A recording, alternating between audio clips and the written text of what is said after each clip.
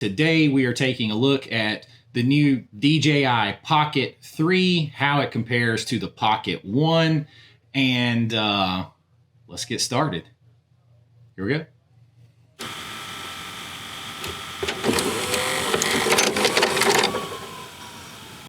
Hey everybody, thanks for coming to the video. This is Chase with SWP Filmmaking, that's Spirit World Productions.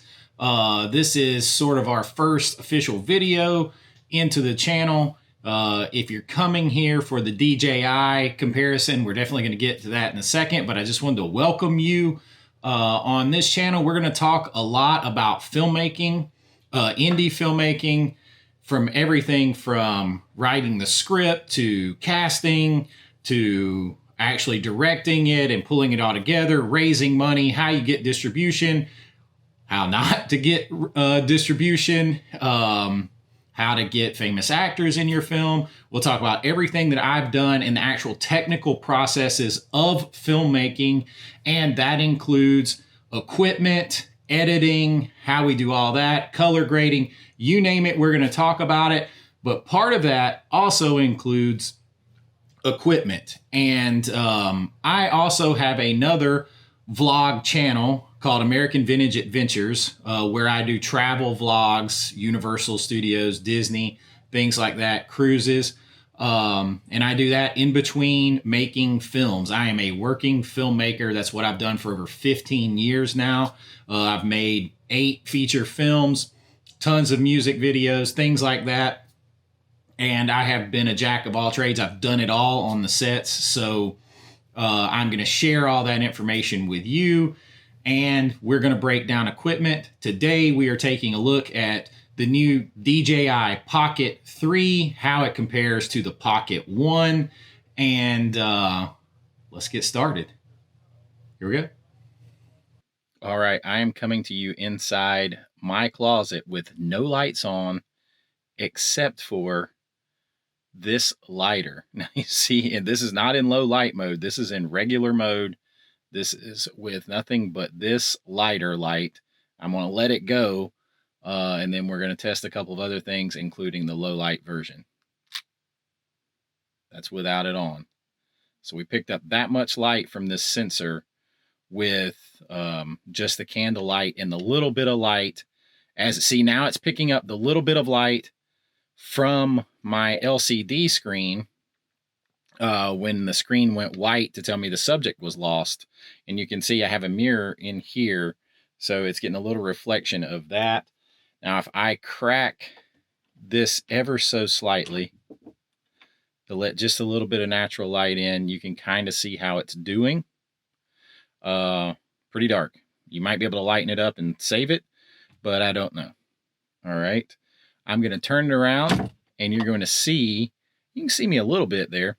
You're going to see my pumpkin that I carved for Halloween. So that is my pumpkin. And again, none of this is in low light setting, and nothing's in slow-mo. We're at 4K, 24 frames per second, standard color, no log. This is just straight out of the box. All right, so there is those settings. Let's see what happens when I light a candle.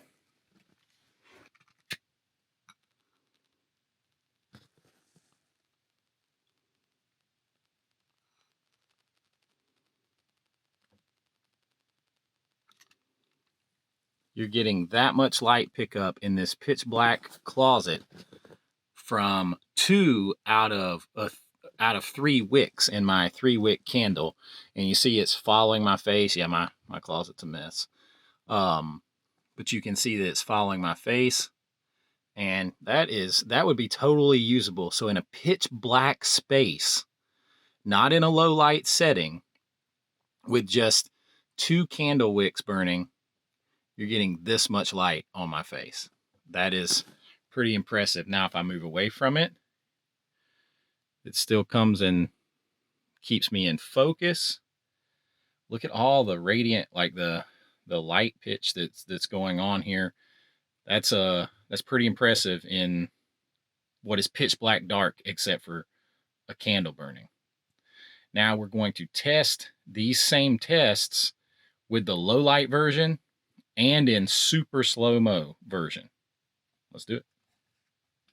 All right, now we are in low light version. This shoots at 4K 30 frames per second.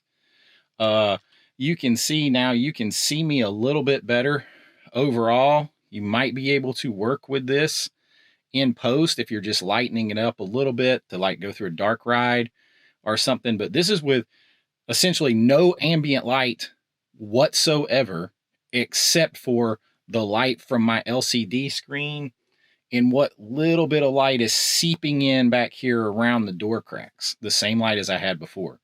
So you can see me. It keeps me in focus, bringing me up. So it's still following me. That's pretty good. All right, let's check my pumpkin. So now you have my pumpkin in low light. We'll see the difference. I'll be able to better see the difference as you do once I have it in Adobe Premiere and then kind of see them side by side.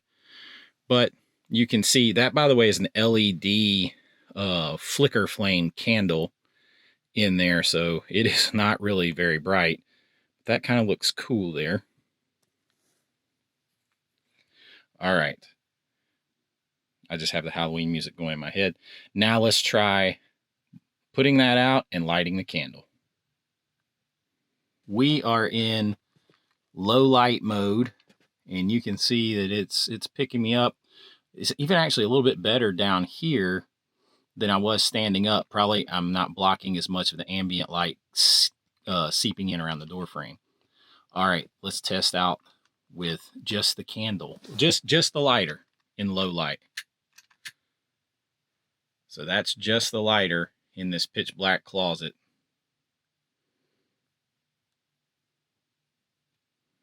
In the low light. Now this is what I really consider low light. We'll do some other tests outside too, as you'll see. This is low light, low light. So that's just with the lighter. Now let's do the candle. Light the same 2 wicks as I had before. And as you can see, if you wanted spooky and moody, you could definitely get that. I think you could get it with the regular setting or this low light setting. It's just the low light setting is going to pick up maybe a little bit less noise. I have no low noise setting on or anything like that. But I think either one you could run through like, a denoiser or neat video, something like that, and probably get rid of the noise and make a very workable image.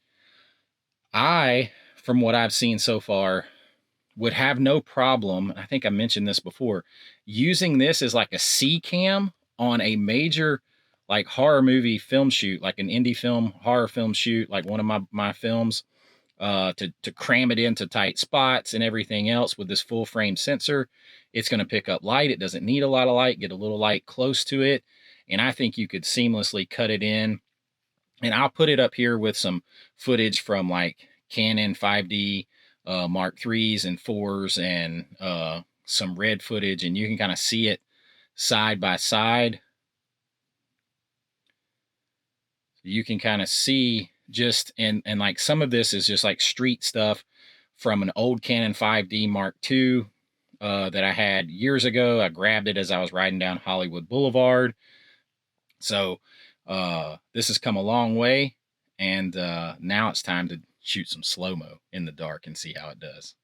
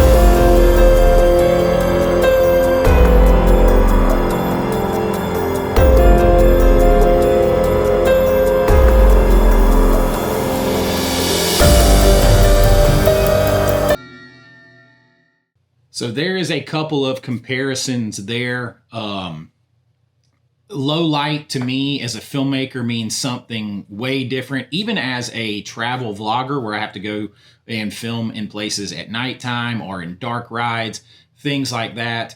I've seen a lot of low light tests on this new DJI Pocket 3 with its full frame sensor and things like that. And a lot of those I don't consider low light. We're also going to drive down the road, film inside my car, film me in the low light. We're going to film supermarkets and shopping centers with at nighttime with those lit up, though I also don't consider that low light. When I think of low light, I think of when I'm filming and it's a dark horror movie and things like that. That's what I consider to be low light. And most of the low light tests I see, I'm like, that's not low. That's not low light. There's plenty of light everywhere. There's ambient light all over the place. But we're going to test this camera. We're going to put it to its paces. We're going to check it in slow-mo. We're going to do all of that. Let's get started. So this is the low light test without the night mode on the DJI Pocket 3. I'm just driving down the road here. It's about 10:30 at night. The only light on me right now is just ambient light from the screen on the Pocket 3 itself, and like my dashboard lighting and radio lighting and any passing street lights or headlights of other cars. So there's no lighting. We're gonna cars about to pass right now. You're gonna see when headlights hit me how light this thing gets. And that's without the night mode on, and we'll turn the night mode on here in a minute. So there, you can tell another car passed me. So this thing is performing pretty well. We turn it around. So here we are just shooting.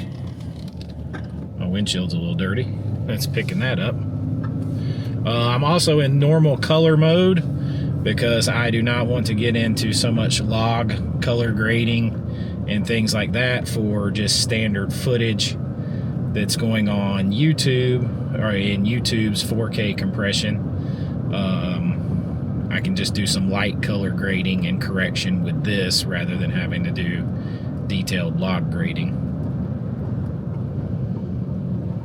But the 10-bit log will give you a lot more dynamic range and a lot more ability to push the color even at night. But this is without the night mode on. We're about to pull into a supermarket and little shopping center here, and then we'll try it with the night mode on the way back. Up, there's obviously, I don't consider this, as a filmmaker, I don't consider this low light situation. I mean, it's dark outside, but there's light everywhere. True low light is if you are in the dark shooting a horror movie like I've done, or if you are on a dark ride at Disney or Universal and it's dark. That's dark. There is so much ambient light here. This is not a low light test, in my opinion. I see a lot of low light tests. Let's see now, like my interior lights are coming on as I'm about to get out, so you have a lot of light. But as I was saying, you see a lot of low light tests that claim they're low light tests, and they're in really lit up places like this supermarket shopping center. And this, even though it's night, I don't consider this low light, but we will take a look around.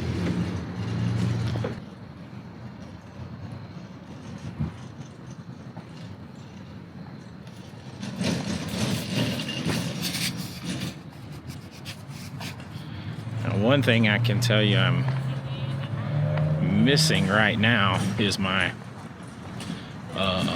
wheel where I could pan up and down and do like some smooth pans. There's the zoom. All right, so now we're back in the in my car with the low light setting on. So there's nothing but ambient street light here in this parking lot. I don't even have my car on yet, so there's nothing from my dash. I'm gonna turn it on now. It's pretty bright. Matter of fact, I kept, like, just this little light over here is blowing me out. I'm gonna turn it around, roll my window down. See, now the untinted window, now I'm really getting, that's just from one street light. I don't consider this low light, like I was saying before. Have a look at the front of the store. So this is in low light mode in a lit up shopping center at a grocery store at night. I'm gonna put my seatbelt on. We're gonna go down the road and test it in low light. This thing, this 1-inch sensor is performing pretty well. And for me, as not only a filmmaker, but someone who also spends a lot of time with a travel vlog, where I go to theme parks, like Universal and Disney, and I'm there a lot at night, and I'm there in dark rides, and I'm filming on rides, and I'm filming at night, walking around. I need something that performs really well in low light. And coming from someone who's made a lot of horror movies, my definition of low light performance is a lot different. I see a lot of tests where what we were just at was considered low light. I don't consider that low light. When there's that much ambient light around, that's a lot of light. I think of when I'm filming outside at night or inside at night for a horror movie, and it's dark and I just need dimly lit faces and things like that. To me, that's low light. Here I'm in the low light setting, and that should tell you right there, just passing lights really blew me out there. I got a light on back here. Is it for something? What's going on with that? So everything is just my dash lights, ambient street lights, car lights passing me. I'm gonna turn it around so you can see the road in a minute, but this is a lot of light in a dark performance, in a dark situation here. Let's see. I want to get around to where there's really no street light. There's this odd blue street light right here. We're gonna go under. Castle blue light. There's two of these right here. I'm not really sure. They put these in years ago. All right, now we're gonna be away from all street lights. So I'm lit by nothing but the screen of the DJI Pocket 3 and my ambient lights off of my dash. Now here comes a car facing me, so you're gonna get some street or some headlights. So, but right, other than that, is pitch black. We're gonna turn it around and get some outside performance. All right, just in time to pass under a street light. Oh, that looks pretty cool. I could definitely see myself using this, believe it or not, with like my Canon C70 and red Komodo as like a crash cam, as like a third cam, to get into some tight spaces, to get some cool little insert shots with and things like that, some cool little action shots with. I would have no trouble, I think, especially if I'm shooting in log, matching that footage.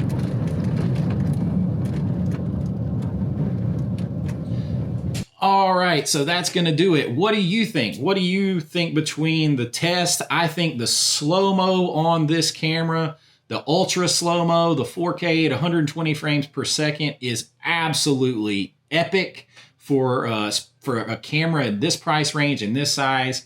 And for some reason, to me, the color that comes out of it in super slow-mo is better than the regular color that comes out of it when you just shoot 4K 24 frames per second. So I think for my needs, I'm going to have to shoot the D-Log with it and color correct it and grade it, which will add to my workflow. And for sometimes for quick YouTube videos, you don't want to add to the workflow, but you can get a beautiful image if you do that.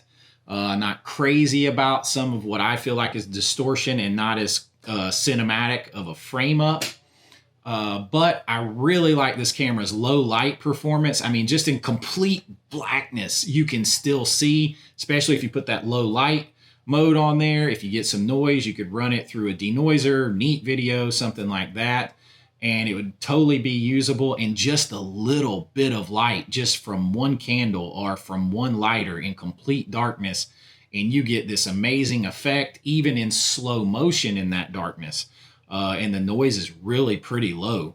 So that is very impressive. The audio, all the audio you're getting is coming out of the DJI 3 or the 1.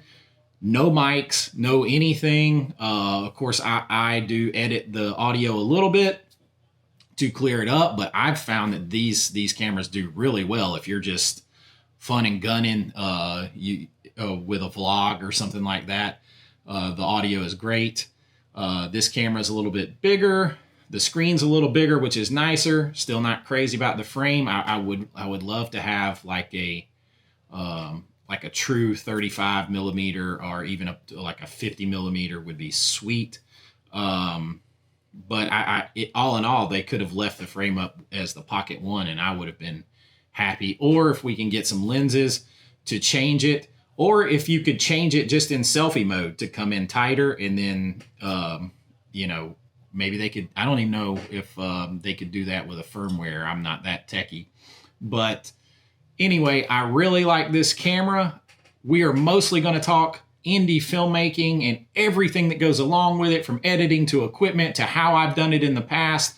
I'm going to share my movies with you, share raw stuff from my movies with you, things people have never seen, practical, real world, how to film a movie, not what they teach you in film school or not what your friends have a pie in the sky idea imagining of. No, hands, dirty, sleeves rolled up, real indie filmmaking to get the job done without a mega budget. Anybody can make a movie if you've got a mega budget.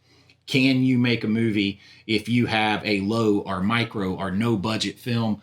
I can show you how to do that, and you get all the rest of this along the way. So click like and subscribe and stay with me here at SWP Filmmaking.